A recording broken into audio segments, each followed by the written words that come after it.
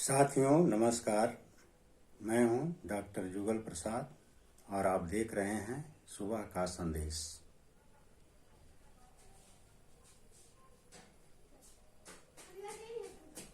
साथियों,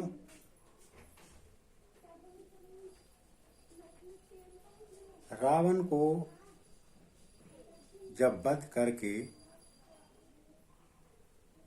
राम और सभी लोग खुशी मना रहे थे, उसी समय सीता भी वहां आकर खड़ी हुई। तो राम ने सीता से कहा कि मैंने अपने पराक्रम से जो विजय प्राप्त किया है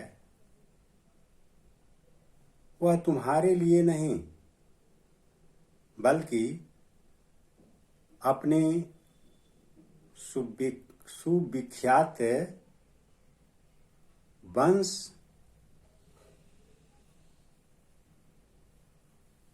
पर लगे कलंक का परिमार्जन करने के लिए।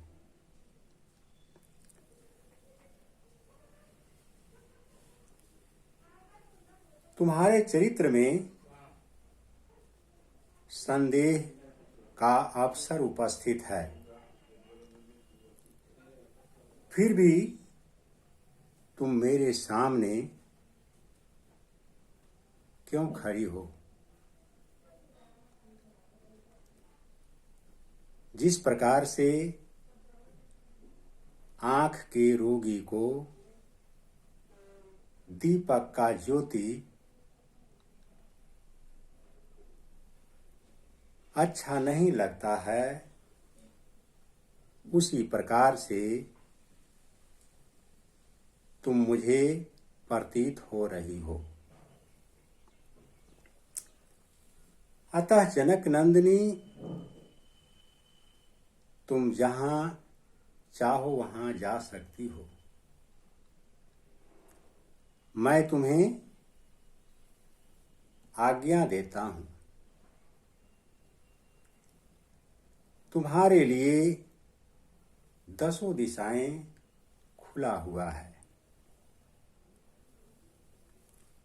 अब मुझसे तुम्हारा कोई प्रयोजन नहीं है।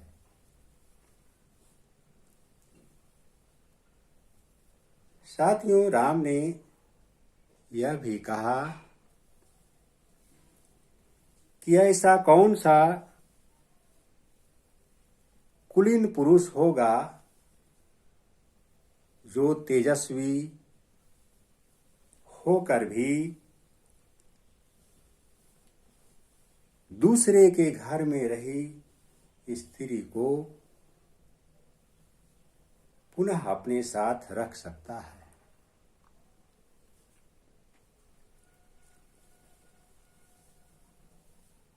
रावण तुम्हें गोद में उठाकर ले गया, अपना दूषित दृष्टि तुम पर डाल चुका है।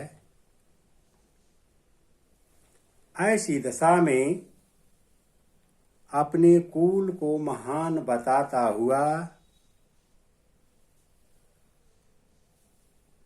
फिर तुम्हें कैसे ग्रहण कर सकता हूं?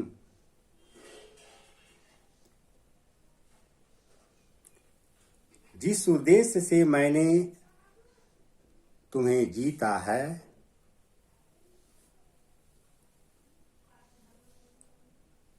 वह सिद्ध हो गया। मेरे कुल के कलंक का परिमार्जन हो गया। अब तुम्हारे प्रति मेरा कोई ममता या आसक्ति नहीं है। अतः तुम जहां चाहो वहां जा सकती हो। साथियों, इतना ही कहने पर राम का मन शांत नहीं हुआ तो और इससे भी कटु वचन कह दिया। उन्होंने कहा, सीते, तुम जैसी दिव्य रूप सौंदर्य से सुशोभित मनोरम नारी को अपने घर में स्थित देखकर रावण चिरकाल तक तुमसे दूर रहने का कष्ट नहीं सह सका होगा। इस प्रकार के कटु वचन सुनकर सीता रोने लगी। उन्होंने कहा, आप ऐसी कठोर, अनुचित, कर्णकटु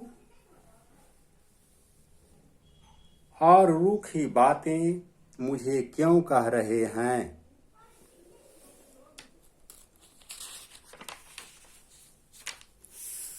जिस प्रकार से निम्न श्रेणी का पुरुष निम्न कोटि के स्त्री से न कहने योग्य बातें भी कह डालता है, उसी प्रकार से आप मुझे भी कह रहे हैं। आप जैसा सोच रहे हैं वैसा मैं नहीं हूं। रावण के शरीर से जो मेरे शरीर का स्पर्श हुआ,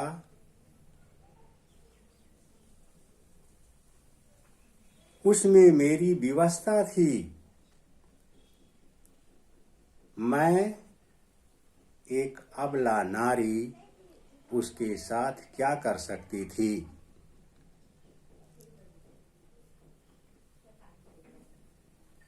साथियों, उन्होंने यह भी कहा कि जिस समय आपने मुझे देखने के लिए हनुमान को भेजा था, उसी समय आपने मुझे क्यों नहीं त्याग दिया? आपने क्यों इतना कष्ट उठाया? मैं उसी समय आपसे अलग होने का निर्णय कर लेता। साथियों, जिसे हम भगवान कहते हैं, जिसे हम महापुरुष कहते हैं, उनके मुख से इस तरह की अभद्र बातें शोभा नहीं देती है। आशा है आप लोग इन बातों पर विचार करेंगे और सीता और राम के चरित्र का विश्लेषण करके यह समझने का प्रयास करेंगे, क्या राम सचमुच में भगवान थे या महापुरुष थे।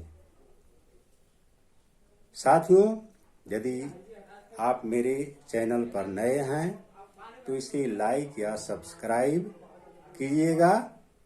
हम इसी प्रकार के ज्ञानवर्धक बातें आप लोगों के सामने पेश करता रहूँगा। धन्यवाद।